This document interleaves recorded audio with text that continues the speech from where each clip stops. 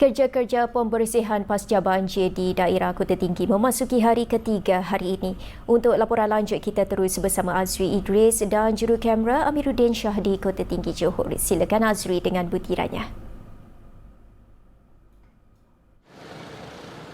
Terima kasih rakan tugas di Wisma bernama Kuala Lumpur. Ya, ketika ini saya berada di Kampung Kelantan, yang merupakan salah satu lokasi yang paling turut terjejas dan paling akhir pulih bagi banjir di Kota Tinggi ini. Dan memasuki hari ketiga ini sejak kerja-kerja pasca pembersihan banjir secara rasminya bermula pada 12 Januari lalu, dan hari ini kerja-kerja pembersihan sedang giat dijalankan di Kampung Kelantan ini. Jadi untuk berkongsi mengenai progres dan juga koordinasi bagi kerja-kerja pasca pembersihan banjir di Kampung Kelantan ini, bersama-sama dengan saya ialah Timbalan Setiausaha Kerajaan Johor, iaitu Sukan Belia dan Sukarelawan Dato' On Jabar Jaafar. Terima kasih Datuk kerana bersama-sama dengan Bernama TV hari ini. Jadi Datuk, mungkin boleh kongsikan sedikit mengenai progres ataupun kerja-kerja pembersihan bagi hari ketiga pasca banjir di Kota Tinggi ini. Okey, hari ini adalah merupakan hari yang ketiga kerja-kerja pembersihan pasca banjir di daerah Kota Tinggi ini. Dan kalau kita lihat dari segi penglibatan sukarelawan yang berdaftar di Pusat Command Center di Dewan Jubli Intan daerah Kota Tinggi ini, pada hari ini seramai 756 sukarelawan telah berdaftar di Pusat Command Center pasca banjir. Dan pada hari semalam, hari yang kedua, seramai 650 orang yang telah berdaftar, dan pada hari pertama seramai 500 orang.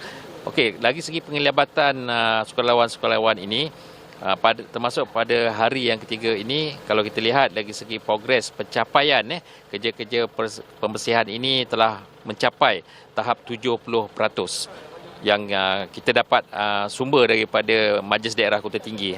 Jadi bagaimana dengan koordinasi kerja-kerja pembersihan di rumah, tempat-tempat awam bagi Kota Tinggi ini, Datuk? Okey, mana-mana sukarelawan yang berdaftar dengan Pusat Command Center pasca banjir ini, yang mana mereka akan ditugaskan pembahagian di tempat-tempat kawasan, sama ada di kawasan-kawasan perumahan, kawasan-kawasan kegunaan awam seperti masjid, surau, balai raya dan juga sekolah.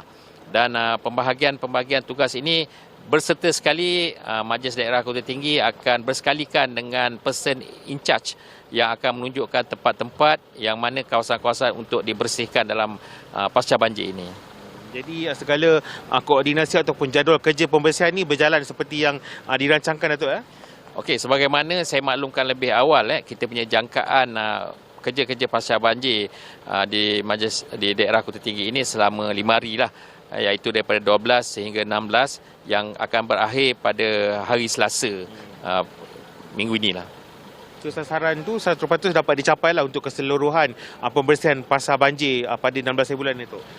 InsyaAllah, sekiranya sasaran tersebut, kerja-kerja pembersihan ni dia sebenarnya kalau ikutkan masa-masa banjir ni dia berulang-ulang. Sebab kebanyakan premis-premis sama ada rumah kedai, mereka akan melaksanakan kerja-kerja pembersihan ni berulang-ulang.